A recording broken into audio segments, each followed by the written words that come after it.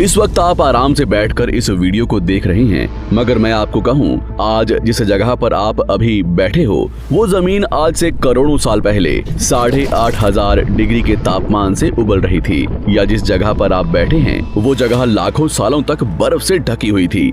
ये दोनों बातें सच हैं। इस 15 मिनट की वीडियो के अंदर आप पृथ्वी के 450 करोड़ साल के सफर को देखने वाले हैं। जिस जगह आज हमारा सौरमंडल है वहाँ विभिन्न प्रकार की गैस और धूल के बादल हुआ करते थे। वैज्ञानिकों के मुताबिक इन धूल के बादलों से दूर एक तारा हुआ करता था। वक्त के साथ साथ उस तारे की ऊर्जा कम होने लगी, जिसके कारण उसके अंदर एक विशाल विस्फोट हुआ। विस्फोट की वजह से अंतरिक्ष की ये धूल एक दूसरे से दबने लगी। इस दौरान बादलों में स्थित धूल के कण दबाव और गर्मी के कारण बड़े उल्कापिंड और पत्थरों में परिवर्तित हो चुके थे, और इसी दबाव की वजह से इन बादलों में स्थित रेडियो एक्टिव पदार्थ ने ग्रेविटी का निर्माण किया। इस ग्रेविटी के कारण बीच में हाइड्रोजन और हीलियम इकट्ठा होने लगे। बीच के इस भयंकर दबाव के कारण एक विशाल विस्फोट हुआ, और इसी विस्फोट के कारण हमारे सूरज का जन्म हुआ।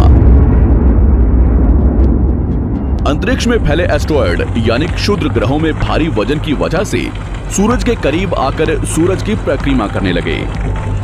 धीरे धीरे इन्हीं एस्टेरॉयड में भारी टकराव हुआ, जिसके फलस्वरूप मरकरी, विनस, अर्थ और मार्स जैसे ग्रहों का निर्माण हुआ। वैज्ञानिकों के मुताबिक उस वक्त पृथ्वी और मार्स यानी मंगल ग्रह के बीच थिया नामक ग्रह सूरज की परिक्रमा किया करता था।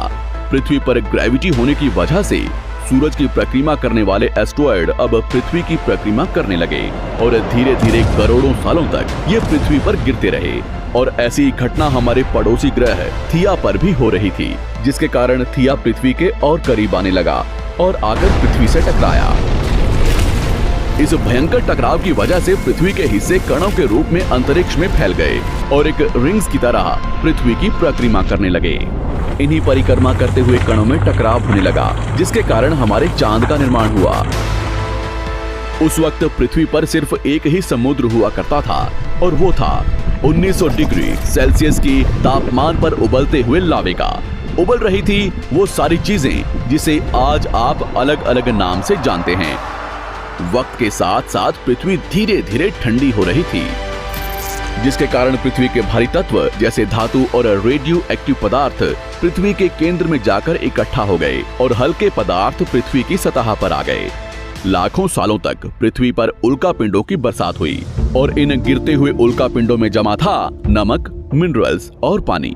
करोड़ों सालों तक इन उल्कापिंडों की बरसात होती रही, और धीरे धीरे पृथ्वी की ऊपरी सतह पानी से ढकने लगी। वैज्ञानिकों के मुताबिक यही वो वक्त था जब दूर गहरे पानी के अंदर निकलते ज्वालामुखियों से पहली बार सूक्ष्म जीवों का निर्माण हुआ। लाखों सालों बाद एक वक्त ऐसा आया जब पृथ्वी की पूरी सतह पानी से ढक चुकी थी। हमारी पृथ्वी के सबसे अंदर का कोर रेडियो एक्टिव पदार्थ से बने होने की वजह से हरदम गर्म होता रहता है, लेकिन जब भी पृथ्वी की ऊपरी जमीन ठंडी हो जाती है तब पृथ्वी के अंदर की गर्मी बाहर नहीं निकल पाती, जिसके कारण ज्वालामुखियों का निर्माण होता है। और उस वक्त कुछ ऐसा ही हुआ। पानी से ढकी हुई पृथ्वी पर हजारों की तादाद में ज्वालामुखी निकलने लगे, और आने वाले लाखों सालों तक इन ज्वालामुखियों का निकलना जारी रहा, जिससे पानी के ऊपर जमीन का निर्माण हो रहा था। इस वक्त भी पृथ्वी पर वातावरण ना होने की वजह से अंतरिक्ष से उल्कापिंडों की बरसात हो रही थी। आज से लगभग 300 करोड़ साल पहले पृथ्वी पर ऐसा वक्त आया जब पृथ्वी का वातावरण लगभग स्थिर होने लगा था। ज्वालामुखी निकलने धीरे हो गए थे, और पृथ्वी का एक दिन 12 घंटे का हुआ करता था। साल बीतते गए, और धीरे धीरे ये सूक्ष्म जीव विकसित होते गए और समूह में रहने लगे। आज से लगभग 250 करोड़ साल पहले पहली बार पृथ्वी पर ऐसे जीवों का निर्माण हुआ जो जीने के लिए ये पानी के अंदर के मिनरल्स यानी खनिज पदार्थ और धूप का इस्तेमाल करते थे, और मल त्याग के रूप में ऑक्सीजन बाहर निकालते थे। इस वक्त तक पृथ्वी पर ज्यादातर ज्वालामुखी निकलने बंद हो चुके थे, और इन माइक्रोबैक्टीरियाज की वजह से वातावरण में ऑक्सीजन की मात्रा बढ़ रही थी। वातावरण में ऑक्सीजन बढ़ने की वजह से पृथ्वी का वायुमंडल बनना शुरू हुआ, और आने वाले हजारों सालों तक वातावरण में ऑक्सीजन की मात्रा बढ़ती रही। जिसकी वजह से पृथ्वी के ज्यादातर हिस्सों में ये सूक्ष्म जीव फैल गए। हजारों सालों बाद एक वक्त ऐसा आया जब पृथ्वी में ज्यादा ऑक्सीजन बढ़ने के कारण ये सूक्ष्म जीव मरने शुरू हो गए। उस वक्त तक पृथ्वी का वातावरण ठंडा होने के साथ साथ ऑक्सीजन से भी भर चुका था, जिसके कारण जमीन और वातावरण में स्थित आयरन यानी लोहे के मिनरल्स पानी में स्थित ऑक्सीजन से रिएक्ट होने लगे। और एक वक्त ऐसा आया जब पृथ्वी की जमीन आज के मार्स के जैसे लाल हो चुकी थी। वक्त बीतने के साथ साथ धरती की टेक्टोनिक प्लेट्स में दरार होने लगी, जिसके कारण पृथ्वी के अंदर का लावा जमीन की तरह कई लाखों सालों तक खुला उबलता रहा। और यही वो कारण था जिसके कारण पृथ्वी के वातावरण में कार्बन डाइऑक्साइड की मात्रा बहुत बढ़ गई और पृथ्वी पर एसिड की वर्षा शुरू हो गई। एसिड रेन की वजह से पृथ्वी का तापमान घटने लगा और तापमान इतना घटा कि पृथ्वी के ऊपर स्थित पानी बर्फ में परिवर्तित होने लगा। पृथ्वी पर पहली बार भयंकर आइस एज आया। इस वक्त पूरी पृथ्वी सफेद बर्फ से ढक चुकी थी।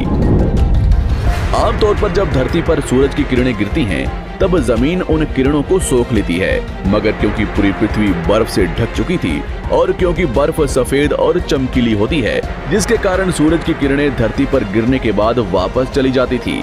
इसी कारण से पृथ्वी कई लाखों सालों तक बर्फ से ढकी रही, मगर फिर से पृथ्वी के अंदर स्थित गर्मी ज्वालामुखी के रूप में निकलना शुरू हो गई और इन ज्वालामुखियों से निकलने वाली गर्मी ने बर्फ को पिघलाना शुरू कर दिया।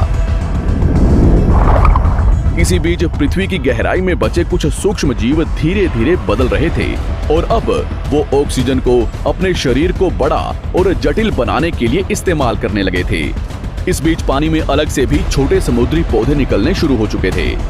बाहर जैसे जैसे ज्वालामुखी निकल रहे थे, वैसे वैसे वातावरण कार्बन डाइऑक्साइड की वजह से गर्म हो रहा था। वक्त के साथ साथ बर्फ तो पिघलने लगी, मगर धरती पर फिर से एसिड की वर्षा शुरू हो गई, जिसके कारण फिर पृथ्वी ठंडी होने लगी और फिर पृथ्वी की ज्यादातर सतह बर्फ से ढक गई। ऐसा बार बार कई हजारों सालों तक होता रहा और इसी कारण से अब समुद्री जीव धीरे धीरे वातावरण के हिसाब से विकसित हो रहे थे।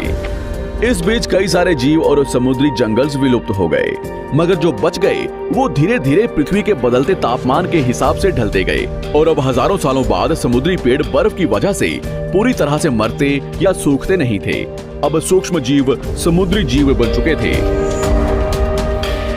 जब फिर से ज्वालामुखियों ने पृथ्वी की बर्फ को पिघलाना शुरू किया, तब ये समुद्री पेड़ जल्दी विकसित होकर फैल गए। धीरे धीरे वातावरण में ऑक्सीजन की मात्रा बढ़ने लगी और पृथ्वी पर होने वाली एसिड की वर्षा कम होने लगी। वातावरण में ऑक्सीजन आने की वजह से पृथ्वी की ओजोन लेयर्स मोटी होने लगी और आज से लगभग 47 करोड़ साल पहले पृथ्वी की ऊपरी सतह पर पहली बार मोसोस नामक प्लांट उगना शुरू हुआ। वक्त के साथ साथ जमीन पर अलग अलग प्रकार के पौधे और पेड़ उगना शुरू हुए। एक वक्त ऐसा आया जब जमीन के पेड़ों की लंबाई लगभग 80 से 100 फीट जितनी या आज के 5 से 6 मंजिला बिल्डिंग जितनी ऊंची हो चुकी थी। ये वो वक्त था जब समुद्री जानवर समुद्र से बाहर निकल रहे थे और जमीनी जानवरों में परिवर्तित हो रहे थे। धरती की ज्यादातर जमीन एक जगह इकट्ठी हो चुकी थी, जिसे आज हम पैंजिया महाद्वीप के नाम से जानते हैं। पृथ्वी का वातावरण और तापमान लगभग स्थिर हो चुका था और अब करीब 21 से 23 घंटे का दिन हुआ करता था। अब समुद्री जीव पानी से बाहर रहने लगे थे और वातावरण के हिसाब से उनके शरीर का रंग रूप बदल रहा था। धीरे धीरे ये जमीनी जानवर डायनासोर्स में परिवर्तित हो गए। जिन डायनासोर्स ने पेड़ पौधे खाने शुरू कर दिए, उनका शरीर लंबा और विशाल रूप से विकसित होने लगा। कुछ डायनासोर्स शिकार किया करते थे, जिसके कारण वे छोटे और तेज होते चले गए।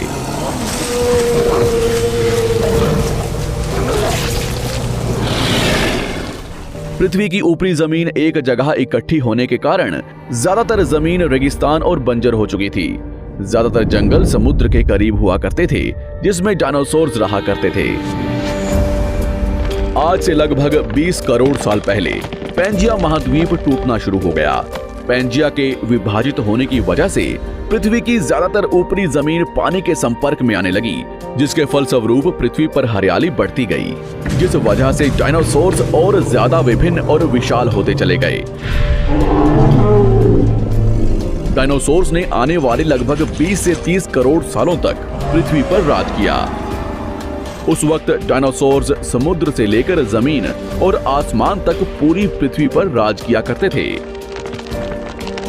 इस दौरान अफ्रीका से टूटा भारत सीधे आकर आज के तिब्बत से टकराया और इस टकराव की वजह से हिमालय का निर्माण हुआ। आज से लगभग 6.5 करोड़ साल पहले पृथ्वी की तरफ आज के माउंट एवरेस्ट से भी बड़ा लगभग 4.5 लाख करोड़ किलो जितना वजनिया उल्कापिंड लगभग 80,000 किलोमीटर प्रति घंटे की स्पीड से पृथ्वी की तरफ आ रहा था। पृथ्वी की सतह को छूते ही उसमें भयंकर आग लगी और वो जलते हुए सीधा पृथ्वी से टकराया। इस टकराव से निकलने वाली ऊर्जा आज के 10 करोड़ परमाणु बम एक साथ फटने के बराबर थी। जहां ये उल्कापिंड गिरा, वहां के जानवर और पेड़ तुरंत भाप बनकर जल गए। गिरते ही पृथ्वी पर पूरी तरह धूल फैलने लगी, समुद्र में भयंकर बाढ़ आने लगी। भूकंप और आग ने पृथ्वी को जलाना शुरू कर दिया। कुछ ही घंटों में पूरी पृथ्वी के वातावरण में हानिकारक गैस और धूल की वजह से पृथ्वी नर्क हो चुकी थी। डायनासोर्स घुटन, आग और भूखमरी से पूरी तरह विलुप्त हो गए। इस वक्त हमारे पूर्वज जमीन के अंदर रहा करते थे, जिसके कारण वो इस विशाल प्रलय से बच गए। पृथ्वी का वातावरण पूरी तरह से काला और अंधेरा हो चुका था, जिससे धूप भी जमीन तक नहीं पहुंच पा रही थी। पृथ्वी के पेड़ और ज्यादातर जानवर विलुप्त हो गए। वातावरण में धूल और हानिकारक गैस के कारण पृथ्वी पर फिर से एसिड की वर्षा शुरू हो गई और फिर पृथ्वी ठंडी होकर बर्फ से ढक गई। लेकिन इस बार पृथ्वी की बर्फ लाखों सालों तक नहीं जमी रही और 80 से 90 हजार साल बाद ये बर्फ पिघलनी शुरू हो गई। जैसे ही धरती पर वातावरण फिर से पहले जैसा होने लगा, वैसे ही ये छोटे जीव जमीन से बाहर आना शुरू हो गए। उस वक्त पृथ्वी की बर्फ पिघलनी शुरू ही हुई थी, जिसके कारण अफ्रीका में घने ठंडे जंगल हुआ करते थे और इसी बीच ये जमीनी जीव बंदरों में परिवर्तित हुए। मगर जैसे जैसे पृथ्वी गर्म होने लगी, वैसे वैसे अफ्रीका के ये जंगल सूखने लगे। जंगल की चीजें खाने वाले बंदरों को खाने की कमी होने लगी। खाने की तलाश में इन बंदरों ने अपने पैरों पर चलना शुरू कर दिया, जिससे उन्हें दूसरे जानवरों के शिकार करने में मदद मिलती थी। धीरे धीरे बंदर एप्स यानी वानर में परिवर्तित हुए। खाने की तलाश में ये एप्स पृथ्वी के दूसरे हिस्सों में फैलने लगे और धीरे धीरे उनके शरीर का रंग रूप वहां के मौसम के हिसाब से बदलता गया। वक्त के साथ साथ हम आदिवासी बने। हमने हथियारों से लेकर आग का आविष्कार किया। हम धीरे धीरे इंसान के रूप में विकसित हुए। हमने धर्म से लेकर परिवार, भाषा और संस्कृति का निर्माण किया और वक्त के साथ साथ हम विकसित होते चले गए और आज हम इस पृथ्वी की सबसे विकसित प्रजाति बन चुके हैं। पृथ्वी को आज के जैसे बनने में लगभग 450 करोड़ साल का वक्त लगा है और हमें एक छोटे जमीन में रहने वाले जानवर से इंसान बनने में कई लाखों सालों का। मगर हमने इन 100 सालों में जितना पृथ्वी को गंदा और तबाह किया है, उतना आज तक किसी भी प्रजाति ने नहीं किया होगा। हम फिर से धरती को गर्म कर रहे हैं और कार्बन डाइऑक्साइड की मात्रा बढ़ा रहे हैं। वैज्ञानिकों का मानना है कि पृथ्वी पर फिर से विशाल परिवर्तन होने वाला है। भविष्य में पृथ्वी कैसी होगी, जानेंगे हमारी अगली वीडियो में।